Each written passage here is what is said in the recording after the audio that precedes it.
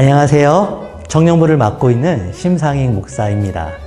한 주 잘 보내셨나요? 여전히 코로나로 힘든 가운데 이번 주는 날씨까지 너무 추운 날이었어요. 게다가 폭설까지 내려서 사고도 참 많이 있었다고 들었죠. 저도 개인적으로 이번 주에 목감기가 걸려서 힘든 한 주였습니다. 그래서 오늘 강의 때도 목이 조금 안 좋아서 조금 좋지 않은 목소리로 말씀을 전하게 되어 무척 죄송한 마음입니다. 조금 불편하더라도 이해해 주시길 부탁드리며 이 목이 빨리 나아서 다음 주에는 좋은 목소리로 녹화할 수 있도록 기도를 부탁드립니다. 신앙생활을 위한 당부의 말. 아울러 한 가지 당부의 말씀을 드리려고 합니다. 우리가 셀 모임을 진행할 때에 중요한 규칙이 있어서 말씀을 드립니다. 첫 번째 규칙은 진실한 모임이 되길 바랍니다. 이번에 진행하는 셀 모임은 모두가 스스로 결정해서 시작되는 만큼 신앙적으로 열심히 해보려는 마음으로 참석하신 분들이라 생각됩니다. 저는 이 모임이 하나님께서 함께 하시는 가운데 진행되는 모임이라고 믿고 있어요. 따라서 여러분의 솔직한 생각이 나눠지는 그런 모임이 되었으면 좋겠습니다. 이렇게 솔직한 생각이 나눠지기 위해서는 몇 가지 중요한 것이 있어요. 바로 두 번째 규칙인데요.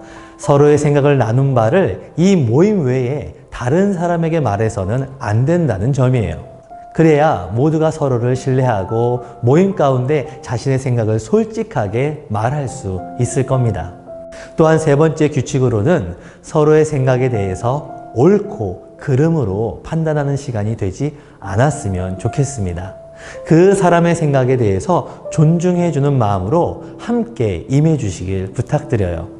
마지막으로는 오늘 나눈 생각들을 토대로 꼭 한 주간 실천사항을 정해주시면 좋겠습니다.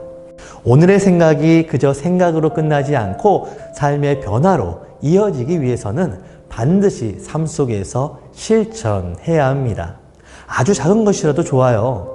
일주일간 이불을 갠다거나 아니면 일어나서 하나님 감사합니다 이렇게 고백하는 시간을 가져도 좋습니다. 거창한 계획이 아니라도 된다는 말이죠. 그러므로 내가 오늘 생각한 바를 나의 삶 속에서 꼭 실천해보는 그러한 한 주간이 되었으면 좋겠습니다. 그리고 그 다음 주에는 실천한 것들을 삶 속에서 어떻게 행하였는지 솔직히 말하는 시간을 갖는다면 더욱 좋을 것 같아요. 이렇게 여러분이 네 가지 규칙을 잘 지켜주신다면 하나님께서 여러분의 모임에 풍성하게 임하여 주실 것이라 믿습니다. 자, 그럼 이제 오늘의 말씀을 시작해 보겠습니다. 말을 많이 두지 말라. 지난주에 이어서 오늘도 열왕기서 말씀을 시작하기 전에 우리가 미리 알면 좋을 그 성경 말씀을 함께 나눠보려고 합니다. 바로 신명기 17장 14절부터 20절까지 말씀인데요. 지난주에 이어서 오늘은 16절부터 함께 진행해 보도록 하겠습니다.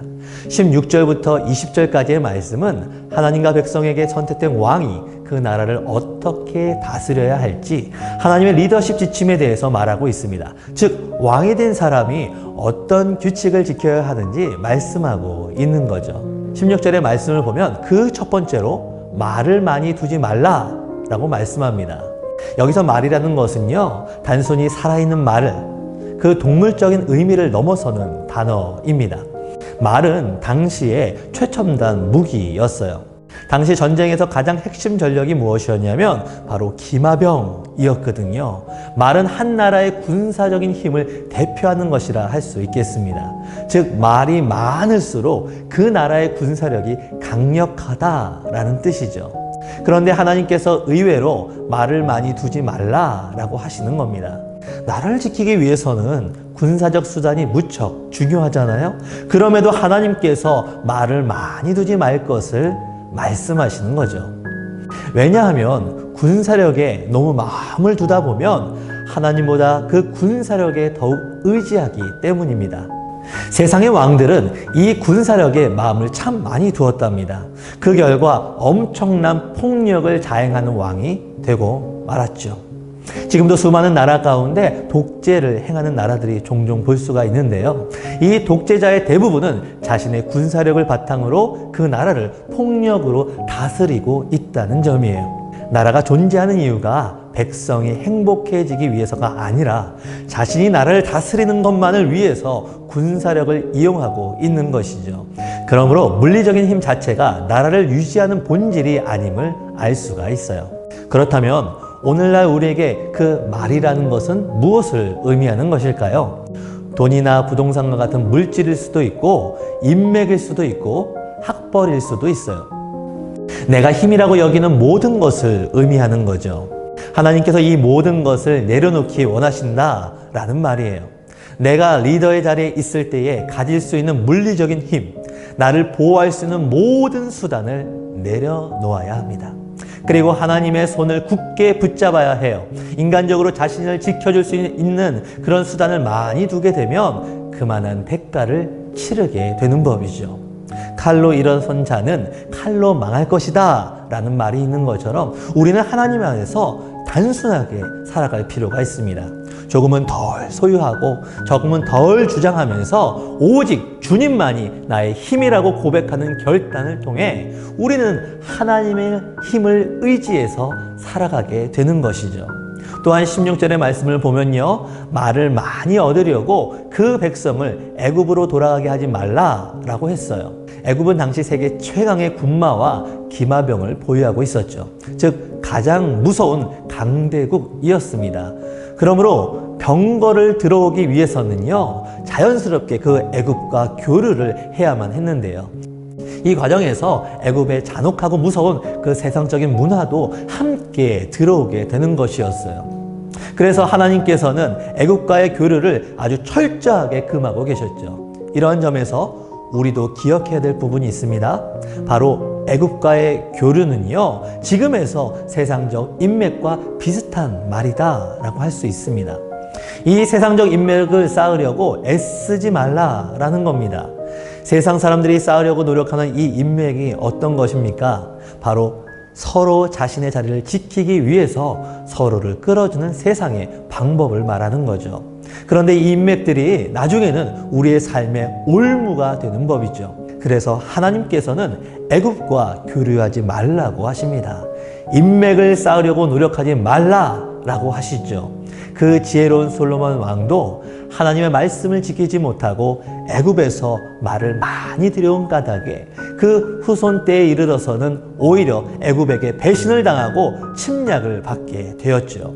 그러므로 우리는 말을 많이 두어서는 안 되고 말을 두기 위해서 애굽과 교류하는 삶이 되어서는 안 된다라는 겁니다. 아내를 많이 두어 마음이 미혹되지 말라. 두 번째 17절 말씀을 보면요, 아내를 많이 두어서 그 마음이 미혹되게 말 것이며 라고 말씀합니다.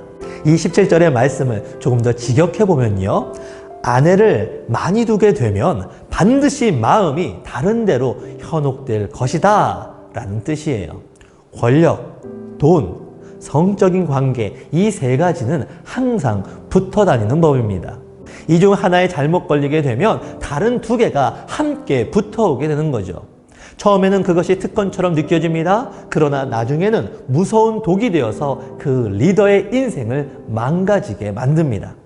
대표적으로 솔로몬을 들 수가 있습니다. 이 솔로몬은요, 왕비와 첩을 무려 1,000명을 두었던 사람이에요. 솔로몬이 이렇게 많은 부인을 둔 것은 여자를 밝히는 사람이었다기보다는요, 힘 있는 주변 국가들과의 혼인을 통한 외교 정책이었다고 할 수 있습니다. 혼인을 통해서 주변 나라와 좋은 관계를 맺고 자신의 세력을 지키기 위한 정략적인 목적이 있었어요. 하나님의 힘에만 의지하지 못하고 그 인간적인 방법을 통해서 자신을 지키고자 한 것이죠. 그런데 문제는 이 왕비들이 하나같이 그 솔로몬의 마음을 돌이켜서 우상을 숭배하게 했다는 사실이에요. 솔로몬의 여인들은 서서히 아주 조금씩 왕의 마음을 흔들어서 이스라엘 곳곳에 우상의 신당을 세우게끔 부추겼고 결국 이 일로 인해 이스라엘 전체가 타락의 길로 갔던 것이죠. 우리가 앞으로 보게 될 이 열왕기서를 보면 배우자의 역할이 얼마나 중요한지를 알게 됩니다. 우상을 숭배하는 사람이 집안에 들어오게 되면 먼저 자신의 배우자를 타락시키고 후에는 자녀까지 타락시켜서 하나님의 심판을 받게 만들죠. 반대로 하나님을 신실하게 믿는 사람이 집안에 들어오면 그 배우자와 자녀를 좋은 리더가 되도록 인도하는 경우도 많이 보게 됩니다. 때로는 이 남녀 관계로 인해서 한 나라의 흥망성쇠를 좌지우지할 때도 있고 또 역사의 물질과 완전히 바뀌는 경우도 있었습니다. 이혼율이 높은 미국에서도 최고로 성공한 CEO들의 70~80%가 한 명의 배우자와 평생 건강한 결혼 생활을 한 것을 자신의 성공 요인 첫 번째로 꼽고 있습니다. 그만큼 삶에 함께하는 배우자는 리더에게 강력한 영향력을 끼치게 되는 법이죠. 그러므로 왕들은 일단 좋은 결혼을 해야 했고요. 좋은 가정을 이루어야 합니다. 리더에게 결혼은 너무나 중요한 일이에요. 결혼할 때 단순히 내 상대자로만 보지 말고 내 자녀의 양육자가 될 것을 꼭 고려해야 합니다. 하나님의 리더는 자신의 가정을 하나님 중심으로 건강하게 세워야 한다라는 말이에요. 자신이 결혼할 때는 물론이고 자식을 결혼시킬 때에도 인간적인 계산으로 정략 결혼을 시키지 말아야 합니다. 내게 보내주신 배우자를 사랑하고 건강하고 성경적인 부부관계를 이룰 수 있어야 합니다. 자녀들을 올바르게 하나님의 길로 나아가도록 양육해야 합니다. 하나님이 원하시는 리더십은 아름다운 가정을 세우는 데서부터 시작된다고 할 수 있겠습니다. 오늘은 여기까지 이야기해 보려고 합니다. 원래는 이 열왕기서를 들어가기 전까지 이야기를 오늘까지 마무리하려고 했는데요. 시간 관계상 다음 주 한 주 더 해야만 할 것 같습니다. 그럼 오늘 말씀드린 내용을 3가지로 정리해 보도록 하겠습니다. 첫 번째, 리더는 스스로의 힘이 아닌 하나님의 힘을 의지해야 한다. 두 번째, 리더가 자신을 지키고자 쌓은 인맥이 있다면 나중에 올무가 된다. 세 번째, 하나님이 원하시는 리더십은 아름다운 가정을 세우는 데서부터 시작된다. 오늘 함께 나눌 모임 질문은 다음과 같습니다. 첫 번째, 내가 지금까지 하나님 외에 다른 무엇인가를 의지했던 경험을 함께 나누어 봅시다. 두 번째, 앞으로 내가 이루고 싶은 가정의 모습은 어떤 모습인지 함께 나누어 보는 시간을 가져보겠습니다. 오늘도 하나님의 은혜 가운데 행복한 셀 모임이 되길 함께 기도하도록 하겠습니다. 그럼 여러분 안녕!